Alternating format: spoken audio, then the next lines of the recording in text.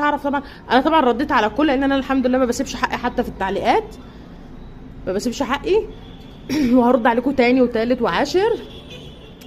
هتغلطوا هغلط فيكم، ما بسكتش لحد.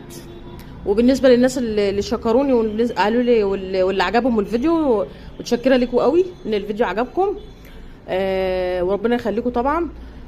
واللي بالنسبه للي زعلان من الفيديو، مش مشكلتي، يولعوا عادي. انا بالنسبه لي انتوا ما تفرقوش حاجه اصلا، يعني انتوا بالنسبه لمصر ما تفرقوش حاجه، ومش هتفرقوا ليا برضه. يعني عادي بالنسبه لي، انتوا كشويه متخلفين او لجان، دي شغلتها، ما تفرقوش عندي حاجه.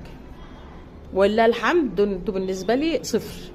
وعايزاكم تشتموا تاني، عايزاكم تغلطوا فيا تاني، وانا كلجنه او كبطبل لبلدي مبسوطه جدا باللقب، ومبسوطه جدا بان انا بطبل لبلدي. ويا رب يا رب كده افضل عايشه لغايه وانا بطبل ليها.